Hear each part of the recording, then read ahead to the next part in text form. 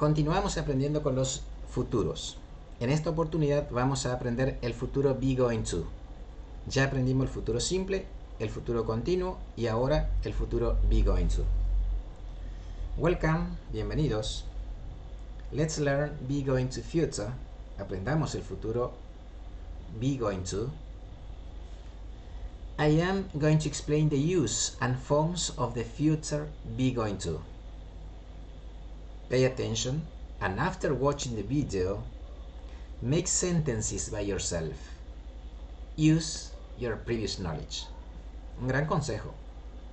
¿Qué es lo que vas a hacer? Primero prestar atención, prestar mucha atención, y después de ver el video, hacer oraciones por vos mismo, es decir, usted mismo. Usted tiene que elaborar tus propios ejemplos, no copiar los ejemplos que yo le estoy dando, sino crear nuevas. Use su conocimiento previo. Ahora empecemos. Be going to future. Use es el uso. Lo usamos para hablar de una acción del futuro de manera premeditada, es decir, una acción pensada con anterioridad. Es algo que nosotros ya lo hemos pensado, lo hemos planificado para llevar a cabo en el futuro. También para hablar de una acción futura con indicios de que esta acción se va a cumplir. Por ejemplo, tu amiga va a tener un bebé, ella está embarazada. En este caso, yo veo que tu amiga está embarazada y puedo tener la seguridad de que ella va a tener un bebé. Tengo indicios, tengo pruebas de que va a tener un bebé. Entonces, cuando hay pruebas de que una acción futura va a suceder, también usamos el futuro be going to. Acuérdese de eso. Podemos decir que going to, la estructura going to, significa va a en castellano, o es equivalente. En este tiempo verbal usamos tres verbos auxiliares, el am, el is y el are.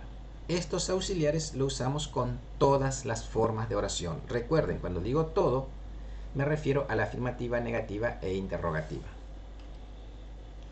Por ejemplo, el pronombre I, vamos a usar el auxiliar am. Con los pronombres he, she, it, vamos a usar el auxiliar is. Y con los pronombres we, you, they, vamos a usar el auxiliar are. Temas que ya hemos trabajado en el presente continuo. Continuamos. En este tiempo del futuro be going to, el verbo principal no se modifica en ninguna de sus formas de oración. Es decir, que el verbo principal no debemos ni modificarlo. ¿Ok? Ejemplo. We are going to play handball next Saturday. Vean que está subrayado going to play. El play es el verbo principal, que es jugar. Nosotros vamos a, el going to vamos a play, a jugar. Vamos a jugar handball. Disculpen, handball está mal escrito y lo tipeé mal. Next Saturday. En el segundo ejemplo, he is going to study geography next year. Él va a estudiar geografía el próximo año. Y si la oración es negativa, tampoco varía el verbo. My father is not going to work tomorrow. Vea que work no está modificado. El último ejemplo, o los dos últimos que son interrogativos, dice, Are you going to write a novel? ¿Vas a escribir una novela? Vean que el verbo write tampoco se modifica. Y el último ejemplo, Where is your friend going to study next year? Study es el verbo principal, tampoco se modifica. Es decir, que el verbo nunca se va a modificar en el futuro be going to. Ahora veamos un poco cómo está compuesta la oración. En una oración afirmativa se empieza con sujeto, el verbo auxiliar, que es el am, is, are, más la estructura going to, que es el va a, verbo principal y el complemento. Por ejemplo, I am going to play football tomorrow afternoon. Vea que I es el sujeto, am es el auxiliar, going to es la estructura, play es el verbo principal, football es el objeto, tomorrow afternoon, todo eso formaría el complemento. ¿Ok?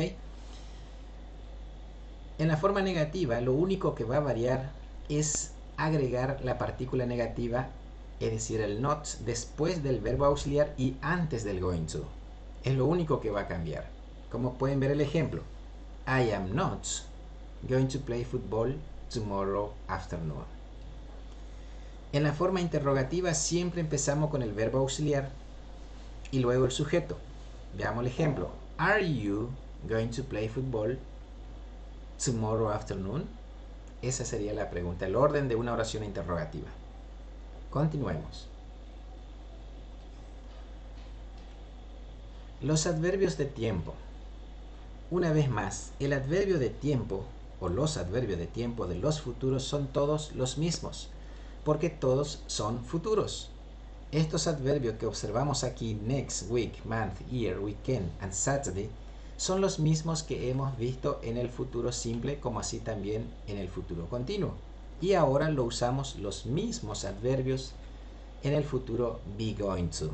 Una vez que aprendiste en el futuro simple, ya no hay necesidad de estudiar en el futuro continuo, tampoco hay necesidad de estudiar el futuro be going to, porque son los mismos. Eso facilita el aprendizaje. Estos adverbios de tiempo normalmente van al final de la oración. Por ejemplo, I am going to study English next week. Y next week es el adverbio de tiempo de la oración que va al final de la oración, que va al final realmente. Entonces esto ya es conocimiento previo. Eso es lo que facilita el aprendizaje de esta lengua inglesa. That's all. Now you need to learn and practice it. Do many sentences. Don't copy examples. Do it by yourself. Casi lo mismo que al principio. Eso es todo. Ahora tú necesitas aprender y practicarlo. Haz oraciones, muchas oraciones. No copie los ejemplos. Hágalo por usted mismo. Empiece a producir oraciones a través de su conocimiento. ¿Ok? Cualquier duda, estamos a su disposición. Hasta pronto.